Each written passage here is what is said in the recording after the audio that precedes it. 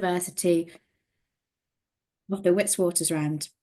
Dr. Challis received his doctorate from Oxford University, focusing on the impact of the horse on the hunter-gatherers of southern Africa.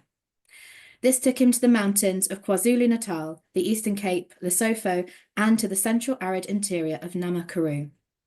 He studies both historical and modern indigenous ontologies, as well as cultural creolization, following contact, largely from a rock art perspective.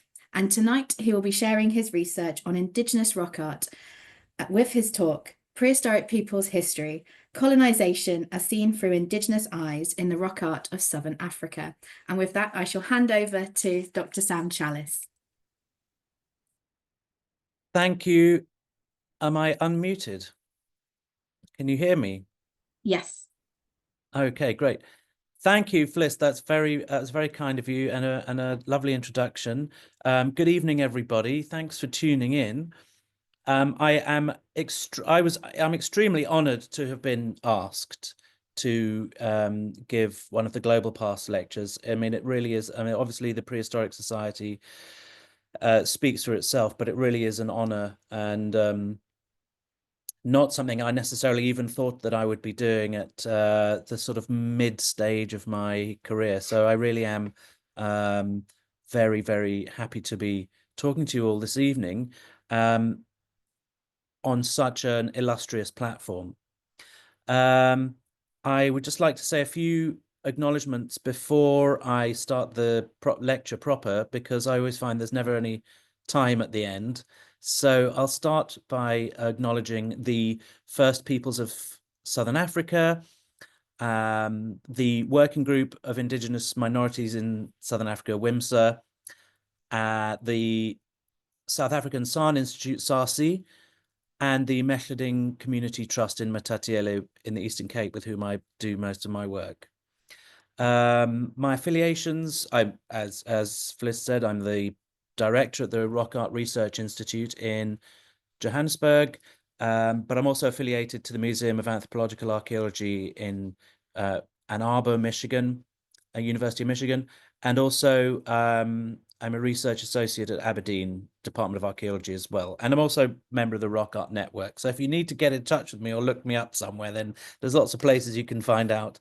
And I'm more than happy to answer obviously the questions at the end, but also just general emails going forward.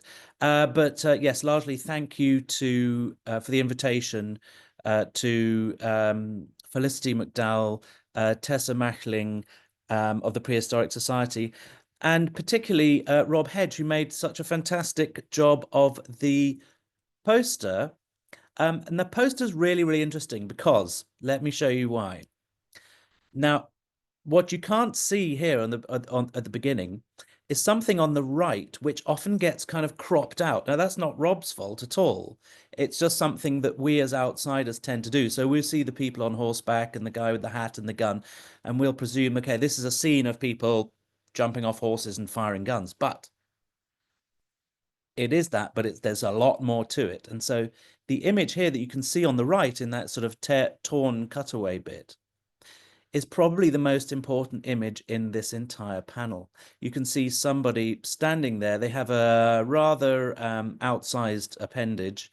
They have a big feathered headdresses or feathered ears sticking up. They've got their fists or actually fighting clubs sticking up, and they have a big feathered horse's tail going up the back there. And I'm going to get into the whys and wherefores of that. But I don't know if you can see that they're actually also bleeding from the nose. And so this figure is actually determining or helping to determine the outcome of what happens in that image there.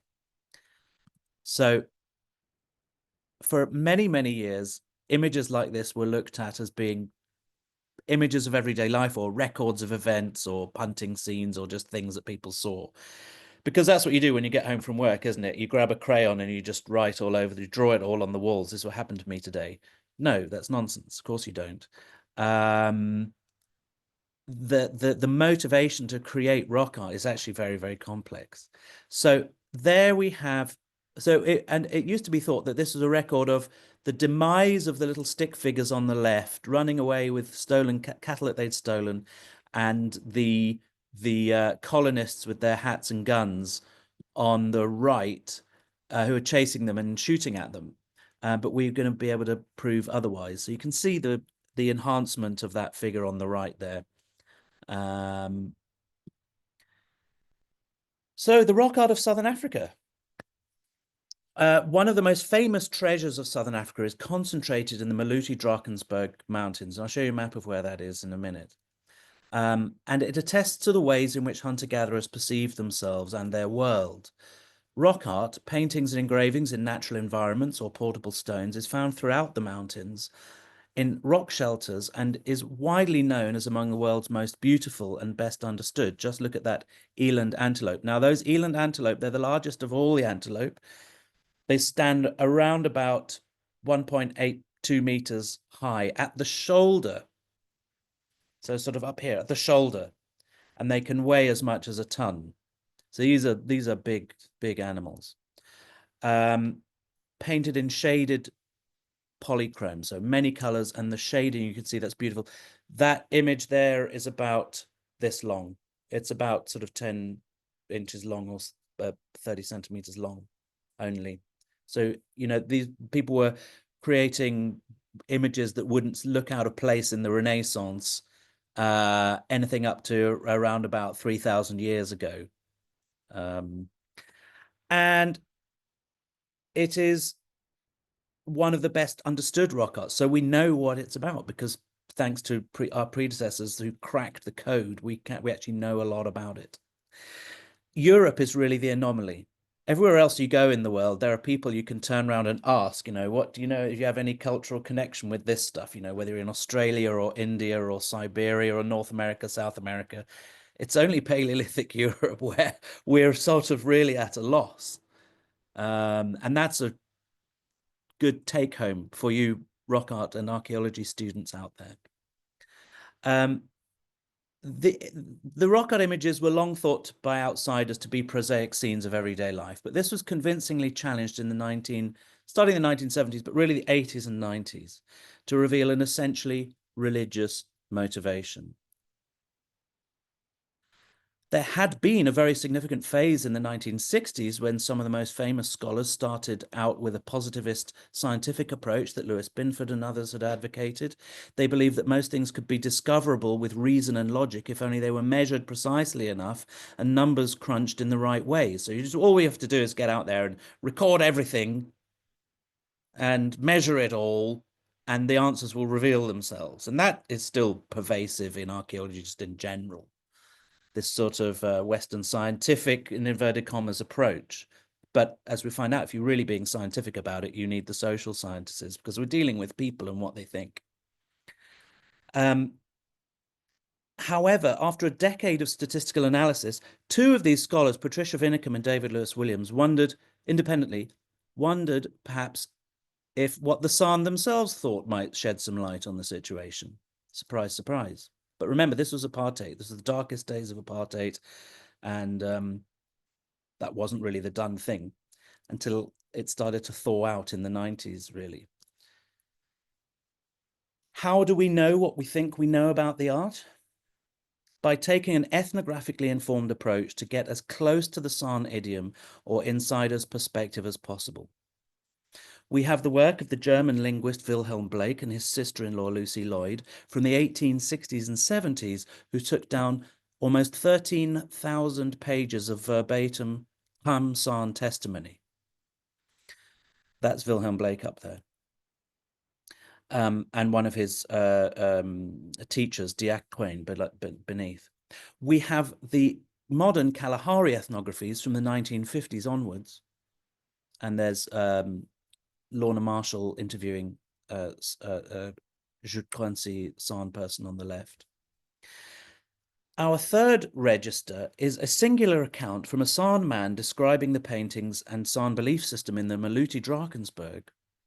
This was when King, the San man, spoke to Joseph Orpen in 1873, and Orpen wrote up the encounter and published it in the Cape Monthly magazine, not before sending it to the manuscript to Wilhelm Blake for comment.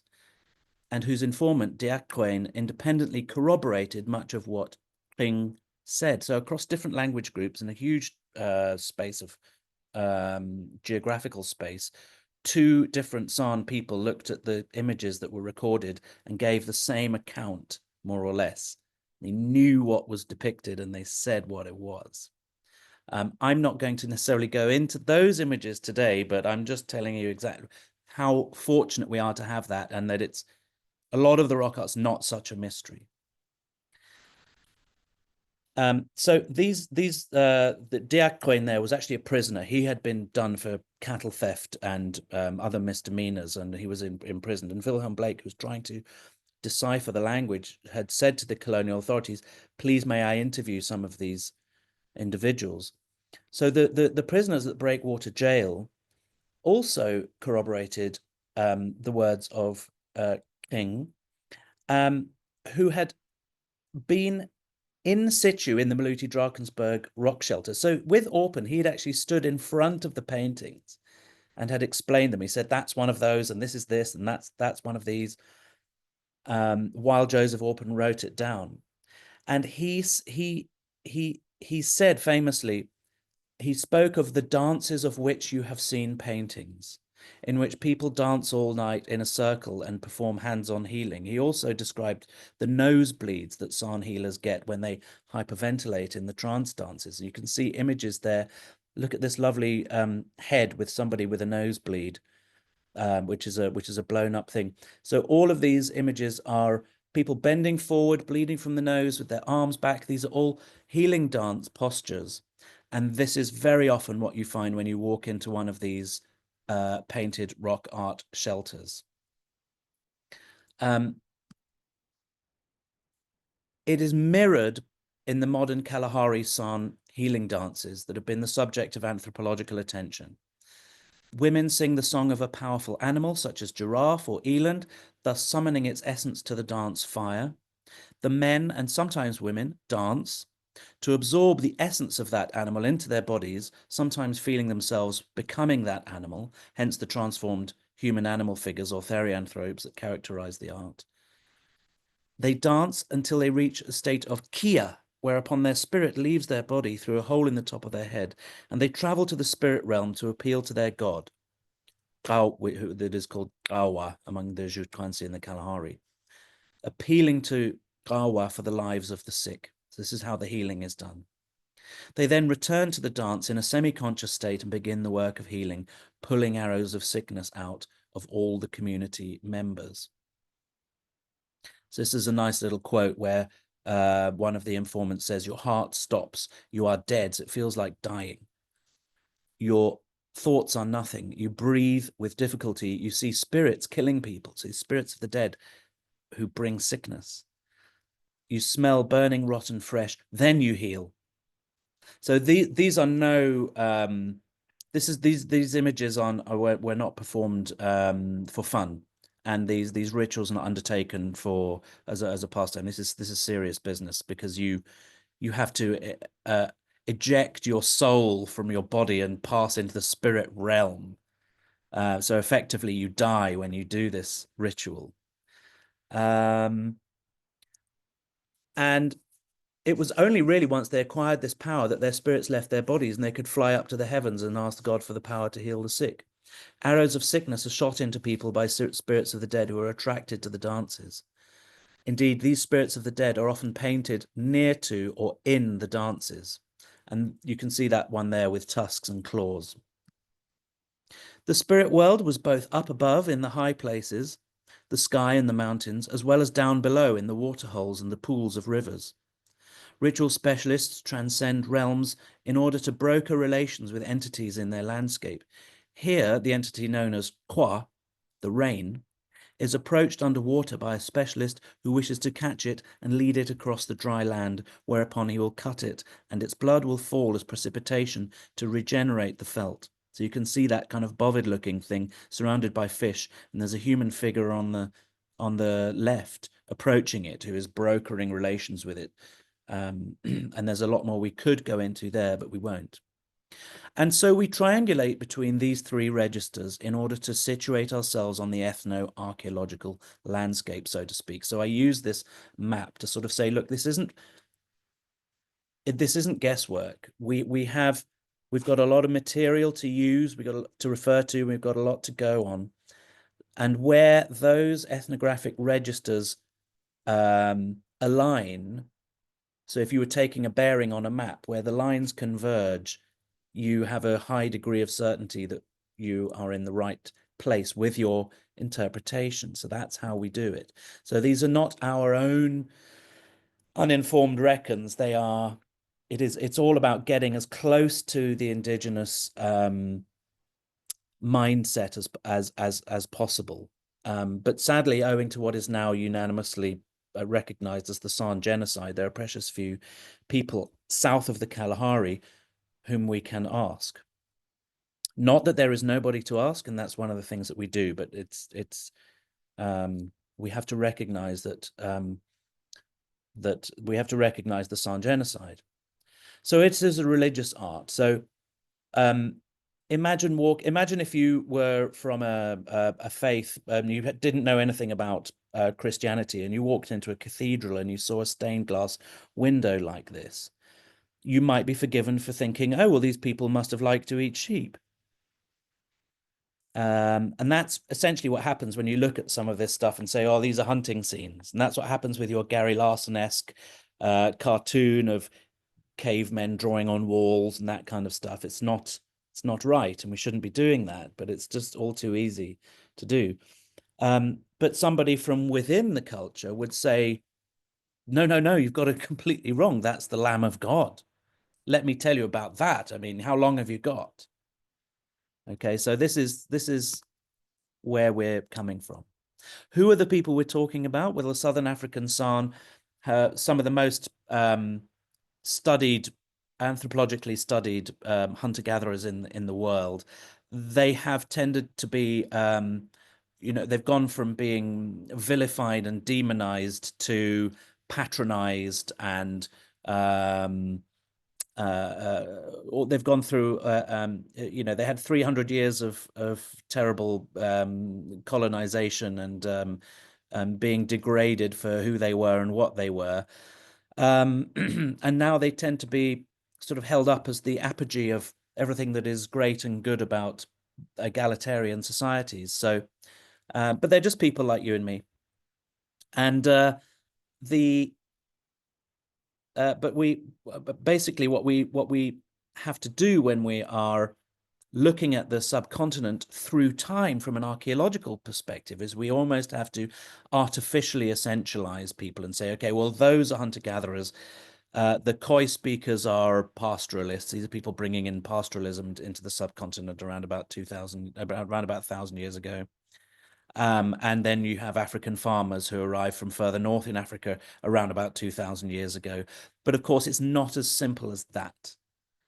And there's a lot of mixing. There's a lot of there are good relations and bad relations, and there's intermarriage and all sorts of things going on over the course of the last 2,000 years. And so I'm going to show you some nasty looking maps deliberately because it is a complicated situation. So the yellow line on this map denotes the arrival of pastoralists, but of course it wasn't that simple, and the arrows are very passé, and nobody draws maps like this anymore. But I do, in order to sort of artificially simplify it in a talk like this. The red arrow is coming down the east coast of Southern Africa, indicating African farmers, Isintu language speakers. And then these rather nice sort of palatinate arrows indicate the ships of the Europeans arriving. And that's when people that look like this turn up and start making a real mess of things. And as a result of all of these thousands of years of contact with other people, the rock art of hunter-gatherers changes. And it's quite complicated, and we won't necessarily get into all of that.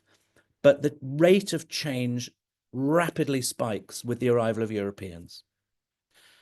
And so the discipline of rock art is developing an increasingly fine-grained account of the composition of the late 19th century hunter-gatherer societies, because this is really when we have most of our good records from. There had been significant disruptions and transformations in their life ways. Pastoralism comes in, African farming comes in, Europeans arrive with horses and guns and all of the rest of it, and their methods of farming. And hunter-gatherers are, if they're not being exterminated, then they are being squeezed out into the margins. Then and as a result of these transformations in their life ways, in various rock art regions, we identify what we've called a disconnect. So you can see there, this is an oversimplification, of course, but in the same rock shelter, you get things like this. On the left there, we've got this beautiful Renaissance style shaded polychrome eland. And on the right, you have an eland for sure, but it's being executed in a very different manner. And this, we think, reflects a longer-term pattern of separation and social evolution of hunter-gatherer identities, exacerbated by what you might call the locking down of landscape by colonial power projection and regional conflicts, and the breaking up of trade routes which had previously permitted movement of people and culture. And so people literally, culture's not allowed to travel and be maintained, and things like pigments are being choked off. And so the good pigments are not necessarily traveling. Simultaneously, there was a concentration of a very diverse range of people, everything from refugees to raiders. In the montane borderlands, nodes of admixture and strategic power were captured by indigenous hybrid societies. So in the areas where they could, people hung on to various locations, and they fought for these places with their lives. In the art, we see a corresponding change in pigments. Certain raw materials become scarcer, as well as changes in style and content which reflect the changing cultural milieu. Intakes of new identities into painting societies, the uptake of those practices by others, and transformations in the significance and practice and technologies of image making itself. Now, this very confused looking map is supposed to, pardon me, is supposed, at least partly, to be exactly that. Supposed to have any audio there. If I can go back and pause it, that would be good. This map shows two research areas outlined in red, where we have colonial records making a note of raider groups who have got hold of horses and guns and who are hiding out in the mountains and causing a big problem for settlers. And they were referred to by the colonial administrators as collectives of bushmen, Hottentots, and runaway slaves. Now, we don't use the word bushman necessarily unless we're working in the Kalahari, where people have taken the name back. We don't use the word Hottentots anymore because it's a pejorative. It's referring, we think, to Kwe speakers, so those pastoralists. And then the runaway slaves, we wouldn't say runaway anymore, we would say escaped slaves, because in an effort to give these people back at least some of their agency, so people who have escaped. And we're just going to look very quickly at who those people are. So those two areas circled in red are where we find images of people, including dances, with people wearing wide-brimmed hats, feathered headdresses. They're carrying guns, they have bows, they have spears, they have these fighting sticks. There's a lot of mixed material culture in there, and I'll show you some of these images in a minute. And then when I turned to the historical record, I found references to a group that arrived in this area in the 1830s who already had horses and guns and who were described as, again, bushmen, Hottentots, and runaway slaves. It seemed as if the mixed material culture was connected with the mixed nature of the group. Later on, my erstwhile PhD student, Bren Sinclair Thompson, went to the area you can see marked in there in grey called the study area in the Winterberg Mountains, and was looking for a river where another record of a group that had been described as Bushmen, Hottentots, and runaway slaves was supposed to be. Could these groups have had anything to do with one another? If Bushmen were the San and Hottentots were the Khoi, and we think we understand what those categories mean, remember I showed you those sort of overly essentialized paintings of Samuel Daniel, then perhaps we should look at who the so-called runaway or escaped slaves were. That's the map in a less confused manner, showing fewer ethnic names. Now, you may very well be familiar with the personages along the bottom row there. You've got Nelson Mandela, who is from the Xhosa nation, Steve Biko, also Xhosa, and you have Mohandas Gandhi, who is, of course, South African Indian by birth and then went to India later. But you probably won't have heard of, unless you are in Southern Africa and you study this stuff, the three across the top, who are also struggle heroes, and they are commemorated amongst 100 such bronze, life-size bronze sculptures in a piece of artwork called The Long March to Freedom, this National Heritage Monument. And those three were involved in the Third Frontier War of Resistance in between 1801 and 1803, or the so-called Hottentot Rebellion. And so we're looking at at resistance to colonization throughout. So, you know, European colonists arrive in force with the Dutch in 1652 when Jan van Riebeeck builds the castle at the Cape. And from that moment onwards, people are resisting and fighting back, especially those individuals who get taken to Batavia and shown what has happened there. And people who have access to horses and guns regularly quit the colony and escape into the hinterland. So who were the slaves in Southern Africa?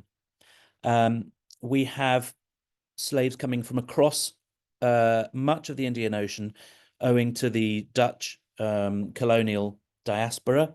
So Mozambique, Madagascar, Angola, and Benin, which I'll show you in the next map, Zanzibar, the east coast of Africa, Indonesia, what's today called Indonesia, then Batavia, the Dutch East Indies, and then later on India and Sri Lanka under first Dutch and then British India rule. It pales besides the numbers that you see in the transatlantic slave trade, but nonetheless, there are quite a number of slaves coming across from the Indian Ocean.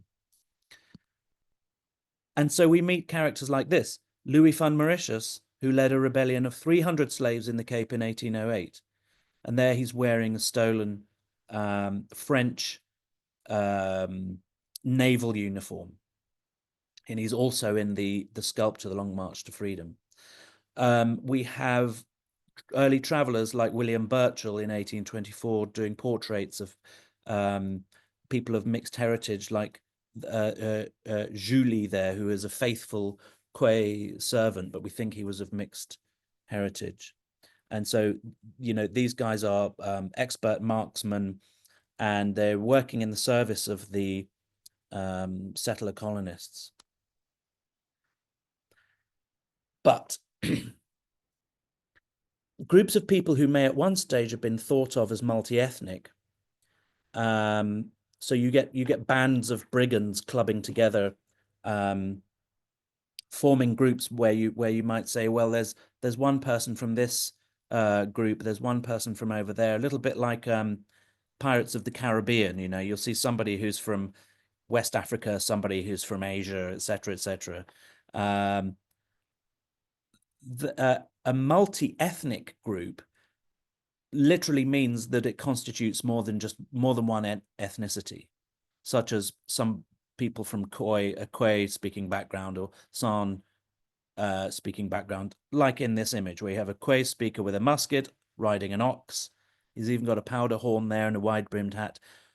Next to him is his San servant who is carrying his spare musket. And but these people have a tendency to intermarry and have children who either conform to one or the other's ethnic identity, or who can become something new, such as was the case with the Griqua and the Karana in today's Northern Cape and Free State. The Karana horsemen claimed descent from a Khoi ancestral chief called Kora, but they prided themselves on their incorporation of San and outlaw Europeans, such as Jan Blum, who joined the Springbok Karana.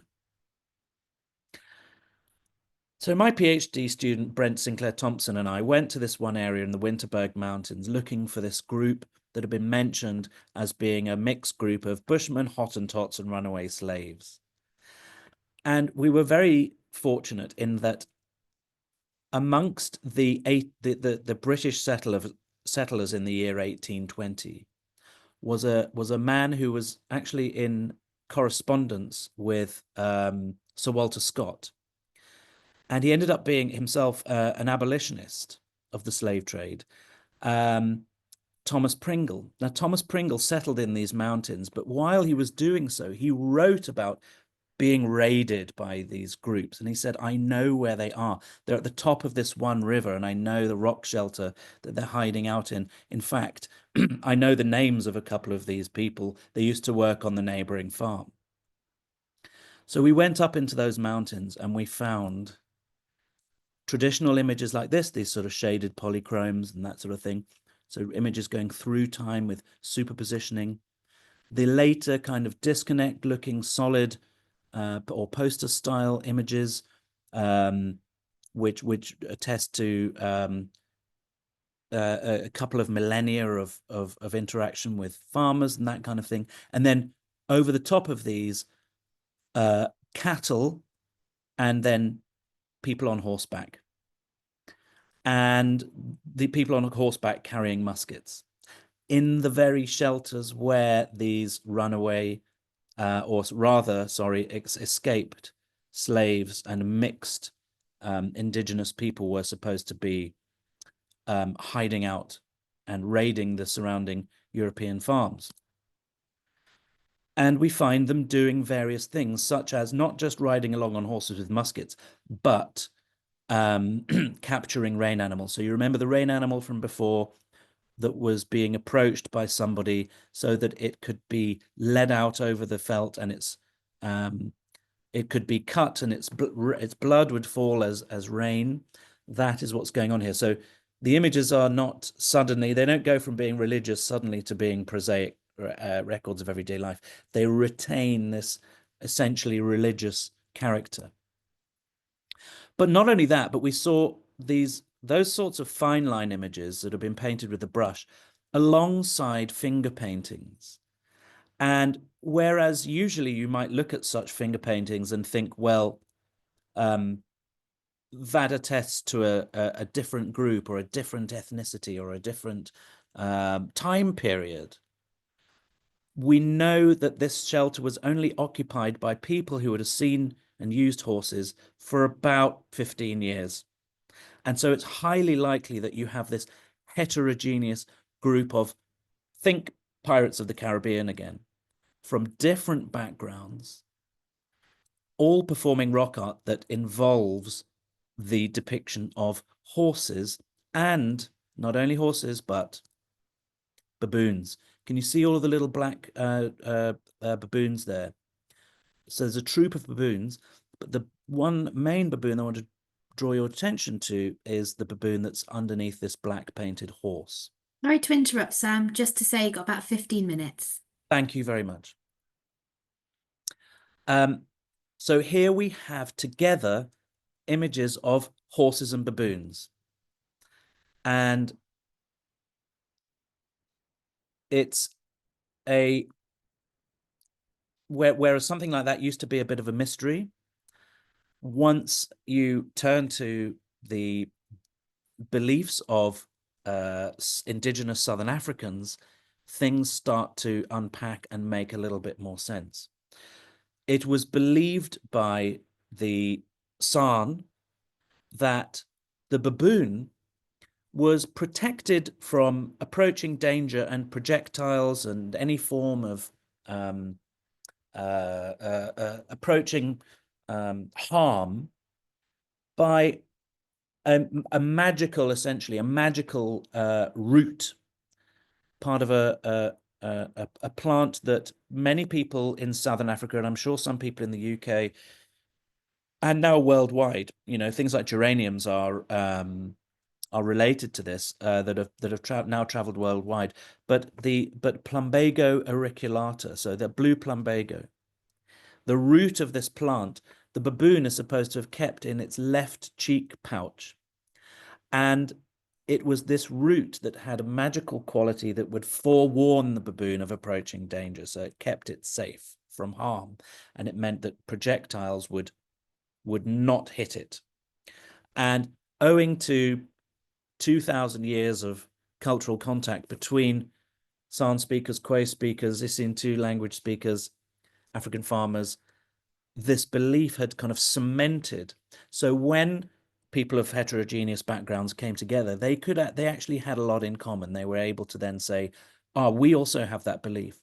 And so rather than drawing on the power of the eland or the in the Kalahari, let's say the giraffe or something powerful like that, in these times of trouble, especially when the colonial stranglehold was on them, people started to co-opt a belief that was many, many thousands of years old, but had not necessarily come to prominence previously. And so we have this root, the root of this common garden flower that the baboon used to use, and we get a big change in the rock art. We have people zooming around on horses with baboons, and horses entering into dances where people are doing those traditional dancing postures, but now instead of changing into antelopes with hooves or things like that, they're acquiring baboon features, tails and noses and the rest of it. So we have the connection between baboons and horses. Oops, don't need that. Here you have people bending forward in a dance with, and I've highlighted with red circles, the baboon tails growing there. So these are people who are acquiring baboon power in the healing dances. But you can see this very mixed material culture where you have African spears and fighting sticks, feathered headdresses, and bandoliers, which are a very African farmer feature. And then you have people holding their hands to their nose because their noses are bleeding, changing into baboons, baboon tails again, and horses wandering into these scenes. So the dates for these rock art images are not hard to get at because we know when horses were around in these areas. So rather than just going to the San ethnography, we know that with all of this cultural mixing, that we have to look at the anthropology of everybody who is involved. And when you start to do that, you realize that,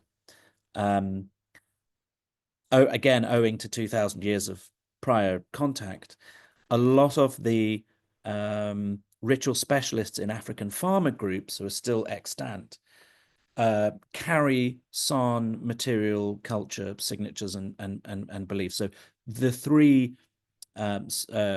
African farmer diviners here all have baboon skin caps, and that baboon skin cap is a nod to their spirit guide and the animal that actually protects them.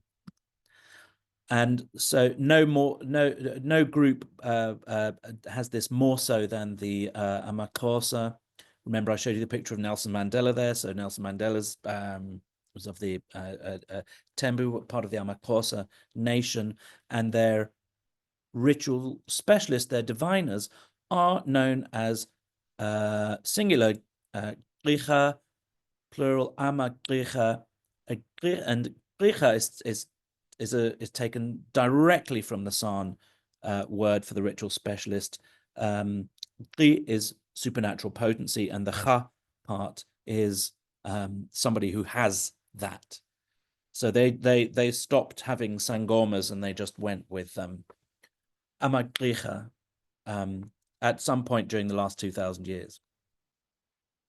Now, initiates into African farmer religion so trainee amagricha carry that plumbago root with them. They carry these sticks of that plant as well. So the sticks that you can see these initiates holding to protect them from harm during their transition into full ritual specialist status is the plumbago auriculata, that same thing that baboons and then people can use to protect themselves. So it is not the belief in the baboon is not the same thing as the rather sinister witches familiar that spooks a lot of people in Southern Africa. Not that we should make light of that, but a lot of people find that kind of imagery very disturbing. It is not that. It's actually a reference to the wild natural baboon, which is a very powerful spirit guide. Here you can see more people with feathered headdresses and a central baboon character. More people with these fighting sticks known as knobkiris with these lovely feathered headdresses. Now, the feathered headdresses may reference the feathered headdresses that African farmer groups wear. The blue crane feathers on the left there belong to an Amakosa warrior. The warrior on the right is from Amandebele, further north. And then we have images of people with these bladders in their hair, these inflated gallbladders. The gallbladders come from sacrificing animals in farmer society, like goats, but they can come from wild animals. And so we see these ritual specialists, but they're doing things San in the images. So they're bending forward and bleeding from the nose. These ones in particular are catching one of these rain animals. And now it's thought that the reason that they would have been catching one of these rain animals is because if you go raiding, let's say you have just stolen 300 horses and cattle from a European colonist's farm, now they're chasing you up into the mountains. The best thing for you is to bring down a thunderstorm that is going to wash your tracks away. And so we see images of this happening in the rock art. Not that it's necessarily a record of that having happened, but it's much more likely to be people trying to influence the outcome of such events. So here we see modern amagricha with the inflated bladders in the hair. And here we see an image of somebody blowing on an eland horn to bring the rain down after one of these raids. And then we also see images of women holding spears and knobkiris, things that would never normally be in the female domain. However, when we look to African farmer culture, again, we see that the amagricha have this marvelously ambiguous dress code, which means you see the guy on the left there with his baboon skin cap wearing a skirt, but the woman on the right with her ancestral spear and the feathered headdress. And so you have a sort of crossing over of male-female. So in the divining situation, their role is quite explicitly to mediate in the cosmic battle between the forest and the homestead. But like baboons, they are not to be messed with. They can be very, very fierce when they are crossed. And so in the 19th century, we see more and more of these images of women coming into those dancing scenes, holding these items of mixed material culture. You see on the left the twigs that they're holding, possibly the plumbago that protects the baboon. Women also walking into this dancing scene, people bending over, bleeding from the nose, with those double feathered headdresses. And when we turn to an image like this, we start to see, again, feathery emanations, non-real things going on, people carrying spears as opposed to muskets. Thus, it should hardly be surprising when we turn to this rock art to see images of people on horses with hats and guns. These in the past have been explained away as simply being a record of events, the San recording the incoming Europeans that they've seen. Images of people on horses with hats and with feathers in them carrying spears have been explained away in the same way. They must have been the European servants or something like that. But then when we come across images such as these, where a man on a horse wearing a hat rides alongside a baboon, what seems more likely, that this is a European on some kind of strange baboon hunt, not that Europeans went out hunting baboons, or that it is a raider of mixed descent riding alongside his Isilo or spirit guide, whose powers of protection will ensure that he can raid and escape unharmed. And so we see these binding beliefs coming in, where you have people of heterogeneous backgrounds, San speakers, Kwe speakers, African farmers, escaped slaves, all of whom now share beliefs that are traditional but have been redeployed in this colonial context in order to preserve their communities and save them from the bullets, save them from projectiles, make sure that they can raid and escape unharmed, sometimes bringing down rain after they've performed one of these raids to wash away their tracks. And then we see these marvelous images of people walking along the feathered horse tails, these lovely kind of trance horses, people going into these altered states of consciousness with wearing wide-brimmed hats. You can see at least two of those guys have got wide-brimmed hats, and yet they are painted next to images of a dying horse with somebody rising out of it, the death of the antelope symbolizing the acquisition of its power, but in this case it's a horse with a feathered streamer for a tail. These images here I've isolated from larger dancing groups, people with feathered emanations coming out of the head and people getting feathered horse tails. Here's somebody leading a horse who has the double feathered emanations from the head and the horse's tail sticking out behind. And here's this fantastic close-up of one of these dancing groups with the feathered headdresses, reminding us again of the Xhosa and the Ndebele warriors, but also of those feathered emanations. So that when we turn back once more to that so-called commando scene of what people used to think were Europeans chasing stock thieves, we can now see that the group on the right over here are in fact indigenous people of mixed, heterogeneous indigenous descent who have themselves got hold of horses, got hold of guns, and are prosecuting a war of resistance against colonists and anybody else around them. In this case, it happens to be another group of San with their more traditional bows who are running away there. But the giveaway is the fact that amongst the group on the right is this figure with the double feathered emanations from the head, bleeding from the nose, the fighting stick, and the feathered horse's tail. And if we were to look for parallels elsewhere in the world, we might think of the Maroons in the Caribbean,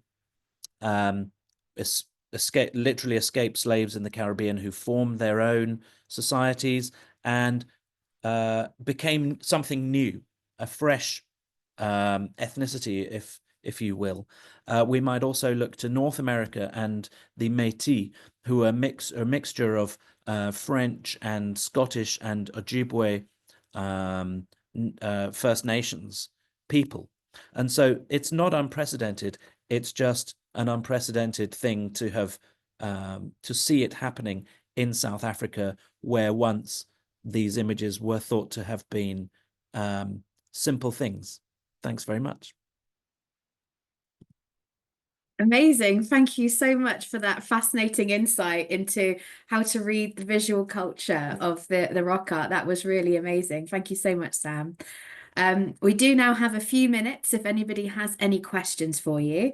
And just a reminder that if anybody has a question, you could submit that by using the Q&A button at the bottom of your screen.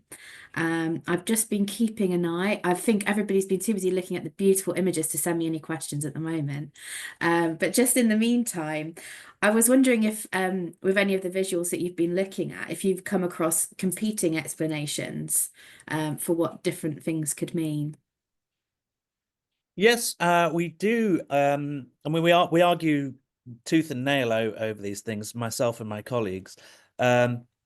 Not so much over the colonial stuff, because people haven't really been looking at it for long. It was there was some very, very good work done in the 80s where a chap called Colin Campbell pointed out that, hang on, if we now know that this is essentially a religious art, why does all of the colonial era stuff look narrative? Is there more to it than that? And then he was the one who got into those images of the big horse streamer tails, and he was the one who pointed out, no, the religion hasn't gone away. It's just being depicted in a different manner. So that's and then I suppose I picked it up in the early 2000s, mid 2000s. The really contentious stuff is, ironically, the really, really solid interpretations of David Lewis Williams and others. Here, where you have your lovely traditional, up to maybe 3,000, 4,000-year-old images of shaded polychrome eland. And of course, he did an amazing job really cracking the code in the 70s and 80s, going into the 90s, by using these ethnographic testimonies. But what people fight over now is what those testimonies really mean. And so they are contested. There's literally a book that came out in 1994 called Contested Images. But so David Lewis Williams used to be the enfant terrible. You know, he came in and caused a massive stir because during apartheid, he came in and said, no, these things are religious. They're not, these guys are not decorating their bedrooms. There's more to it. And that caused a huge upset. Now he's become the establishment, and now the youth are coming through in various waves to try to sort of take chips off the edifice that he's built, for the most part not succeeding. And there's still a lot of people who say, no, the San informant, the guys here that spoke to Wilhelm Blake and Lucy Lloyd, his English sister-in-law, I mean, they took down these 13,000 notebook pages of their testimony. They say that, you know, most of what they spoke about was mythology, because at first they thought, oh, these are just children's stories, and then Wilhelm Blake and Lucy Lloyd realized, no, they're telling us about their entire cosmology and the way they think. Scholars have said they're stories, it's myth. So therefore the rock art has to be just illustrations of some mythology, illustrations of these stories, until you actually go and look at the rock art, until you actually go and look at rock shelter after rock shelter after rock shelter after rock shelter of these dances, with these guys bending forward, bleeding from the nose, doing these dance postures that we can see happening in the Kalahari further north.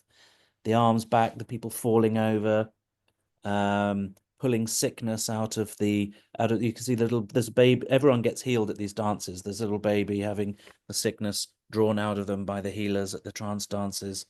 And it just matches up so well. It is very, very, very difficult to argue against, but that doesn't stop people.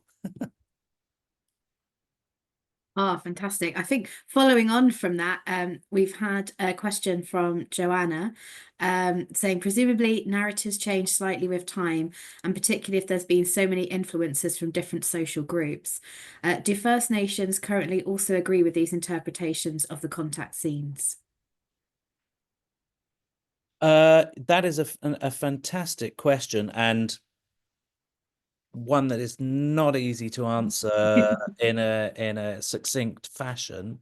For the contact imagery, the few people that I have spoken to who claim descent, very, very, very few people that claim descent from these heterogeneous groups that existed in no man's land. They're quite happy with the interpretation of those beliefs. But see, these guys exist for a very tiny fraction of time, and then they're gone. They do end up being for want of a better word, exterminated by European colonial forces. The colonial forces deliberately go after them and wipe them out. If that's not happening, then the colonists are getting the Basutu to do the job for them. And so they tended to melt into Isintu speaker society. They tended to melt away and join and marry into African farmer society and disappear, and their beliefs became subsumed, sometimes incorporated into, but very much lost. And so tracing and tracking it back and putting the pieces back together again has not necessarily been a very straightforward task, but it makes sense to people from different from different ethnic backgrounds. That's about as far as I can say in answer to that question. Is the other thing is, who trying to determine who it is that you wouldn't be able to take one of these images from the Maluti Drakensberg of the horse riders necessarily and show it to people in the Kalahari and say, interpret that for me. What do you think it is? You'll get an answer, because everybody there is terribly polite and they'll always want to please you and say, well, I think it's this and I think it's that. They may very well tell you something interesting, but whether they would be happy with the way we as outsiders have interpreted it is another thing. All we can do is get as close to the indigenous perspective as we can. But at the same time, as archaeologists, you're looking for an indigenous perspective that is 150 years old sometimes. It's incredibly complicated, but so interesting.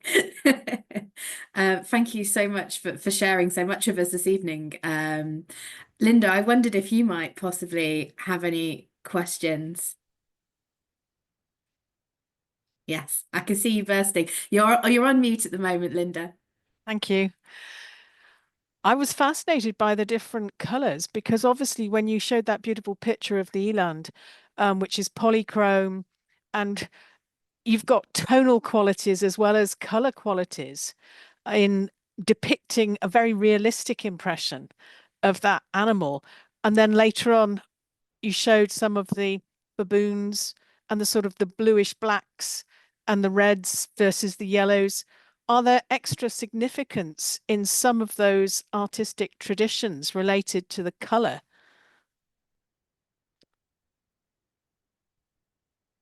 Oh, Sam, you're on mute. I've done it now. There we go. You'd have thought 6 years after COVID, we would be able to figure this all out.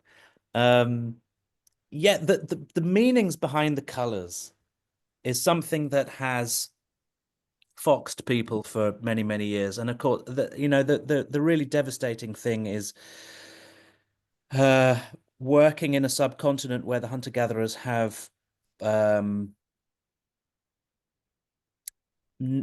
I would hesitate to say disappeared, because of course we have the Kalahari San, a few thousand people. But in what is today South Africa and Lesotho, there are people of San descent that we can talk to, and Joanna, I think, was alluding to that. Do these guys agree with what we say? We're not clutching at straws because we have those fantastic records that I mentioned, but there are very few people to go and speak to. Now, what you can do is go and speak to African farmers who have inherited the landscape in places like the Maluti Drakensberg. So we do that. So my colleague Andrew Skinner and I have got a technique that I'm sure anthropologists would laugh at, that we call go and ask. Is that because so few people are doing it these days, and that's to go and ask people what they think about A, B, and C in structured interviews, in proper interviews, but we can derive information about it. So you'll get an African farmer inflected answer always. That may not be necessarily that much different from an answer you would get from somebody in Zambia or Tanzania or the DRC or other Isintu language speakers, because those languages are all related to one another. It was a very rapid migration of African farmers from what is now Central West Africa down into Southern Africa. It took about 5,000 years, but that's pretty quick for a migration of people with related languages. But you can not, to filter out is the wrong thing to say, but you can see the hunter-gatherer idiom still existing in some of those answers. But again, it's really hard to determine. And all the time, we're obviously asking ourselves questions about the authenticity of this, and should we really be looking for authenticity? Who decides what authenticity is, and all those sorts of things. But yes, the colors. So if you were to ask an African farmer of, let's say, in Lesotho, a Mosotho person, what the color white means as opposed to the color red or the color yellow, they would tell you straight away. It would differ, though, depending on who you asked. So if you asked somebody of my age, they might give you one set of answers. And if you ask somebody 20 years younger, they might give you a different answer. If you ask somebody male, they might answer you this way. If you ask someone female, they might answer you another way. If you ask somebody who's in between, because remember those ritual specialists, those sangomas, are neither male nor female, who have been through several years of what the Xhosa people call to twasa, to become a ritual specialist, sangoma. They would give you an entirely different set of answers as to what those colors meant. So we tend to do the latter. We actually end up but our sort of snowball interviewing technique tends to take us from the house of one diviner to the next, to the next, to the next, because those are where we get the best information from. And a lot of those people say, actually, my healing knowledge has come down to me, has passed down to me from my parents and my parents' parents, all the way back to my great grandmother, who was a San lady. We know that, and our family name is such and such and such and such. So it's a rich tapestry. It's a and so a lot of what we do is the result of collating the information from a good number of interviews, looking for patterns in those interviews. But yes, I mean, so something like this, these oranges and blacks, that's something that we really do see happening. It's really stark that this happens with the advent of the horse and the gun. It's not to say that you don't have orange and black paintings before that, but in this way, those sort of finger painted things that have been touched up with brushes. The one on the left there, I don't know if you can see. There's a bit of fine line. There's a little character there with Yeah. fine brush painted things. They've sort of been augmented with the brush. They are a later iteration in the same shelter of this more traditional stuff on the right that is associated with pastoralism. And then you get these new communities emerging who have San ancestry, Kwe speaker ancestry, but they might have a name like Jan Tovenaar or something like that, or some sort of Afrikaans or Dutch surname. Remember, from the 1650s, you have this European influence. And when I say European influence, you've got people from all over Indonesia, all over the Indian Ocean coming in with all of those influences, escaped slaves joining these bands of brigands, really as sort of pirates of the Caribbean on horseback. And so they are also bringing in their own understandings of what form and color are. So yeah, it's a big mixture. I was fascinated by the way that you explained some of the transmissions. So certainly the ritual specialists, because there's an idea of how you transmit it and the way perhaps it goes along the family lines, and that there's a formal learning period. That sounds like it's a very vibrant and active set of current beliefs, which can be tracked back, which is great for us, but it's also one that will go forward into the future. Yes, indeed. So amongst African farmers, so Zulu speakers, Xhosa speakers, Sotho speakers, Tswana speakers, Venda, Tsonga. I hope I'm not missing anybody out. There are 11 official languages in South Africa, and those are just the official ones. It doesn't even include languages like Sephuti and other things like that. Are alive and kicking, very much so. It's just that the San ones aren't quite so alive and kicking. There are groups like those in the what is today the Kalahari Gemsbok National Park, and I have colleagues that work with these groups, where there is a sort of reinvention of tradition, where people have had their language and their culture surgically removed by the process of colonization and apartheid. Literally, languages banned, not unlike what happened in the British Isles with Gaelic languages and that sort of things. You're not allowed to speak your language. You're not allowed to speak the Gaelic. You're not allowed to wear the tartan, etc. All of that kind of stuff is very much like that, but it accompanied by horrible the violence and treating people as subhuman and exterminating them and all sorts of nasty things like that.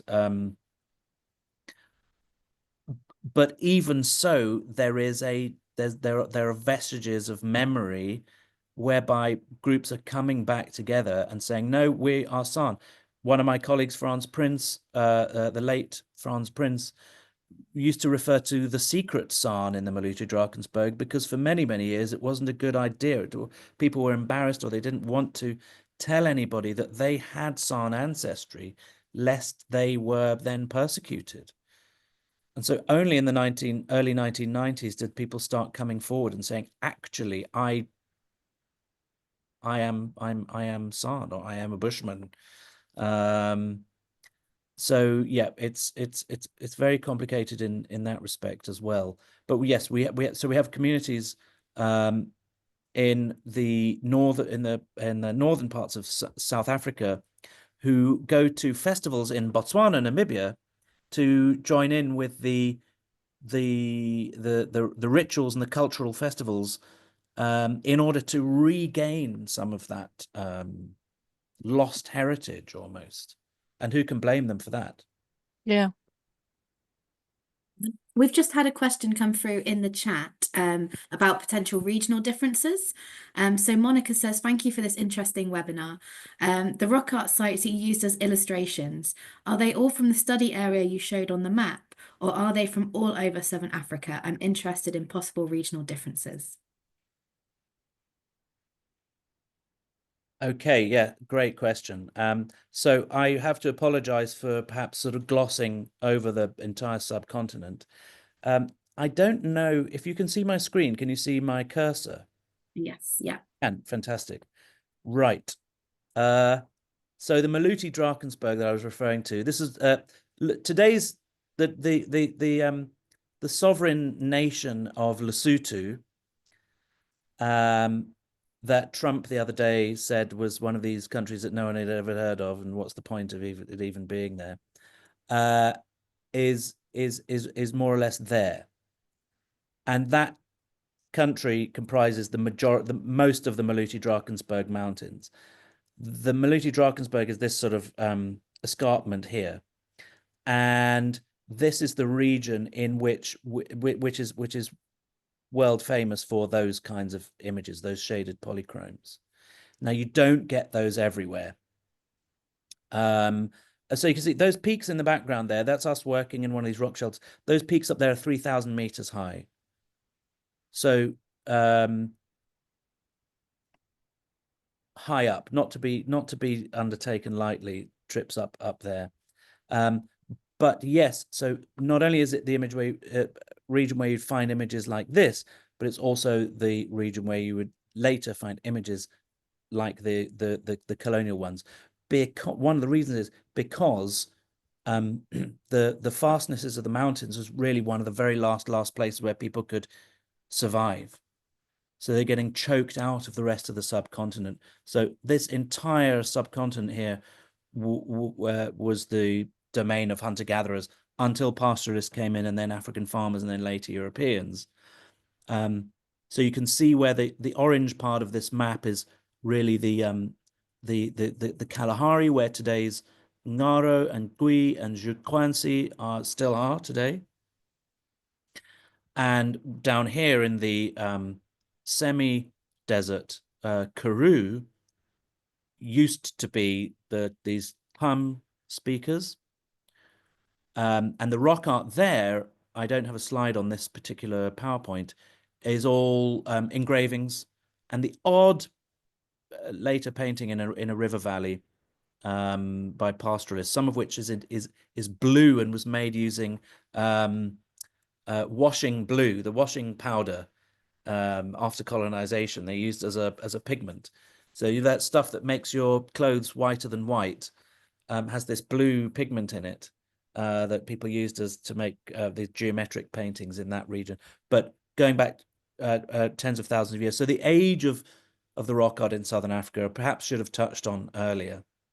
In Namibia, we have our oldest date, which is 27,000 years old, which is contemporaneous with some of the this is figurative art, some of the Upper Paleolithic stuff.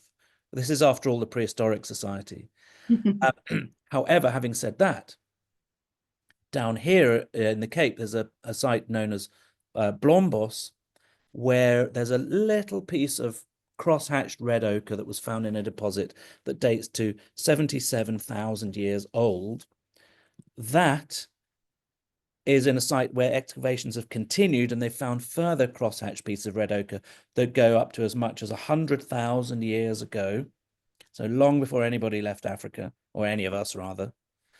And right up here in the Maluti Drakensberg, we have sites that are where we have occupational deposits at places like Sahonghong and Medikani going back over 70,000 up to 83,000. My colleague Brian Stewart at Michigan is getting dates of also around about 100,000, right up at the top of the mountains there. But there is great regional diversity in rock art. So you have engravings on these big black polished desert varnished boulders in the desert over here.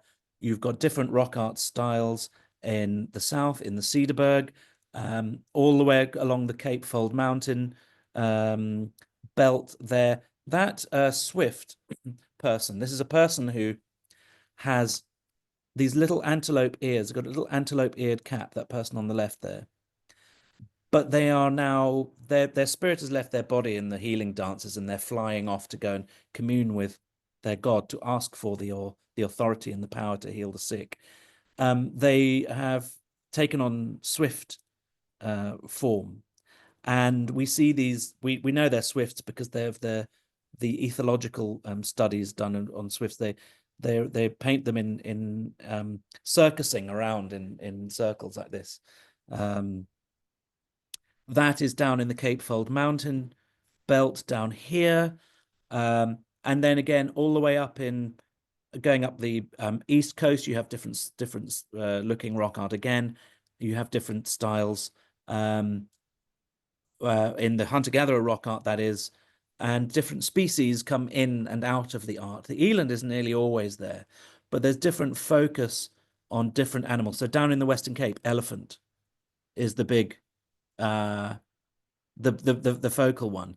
In the Maluti Drakensberg, it's eland, but eland are everywhere, but they focus on those. And then in the up here in the in Limpopo area, you get a concentration on kudu antelope, and then all the way up here in Zimbabwe, you get a whole panoply of things.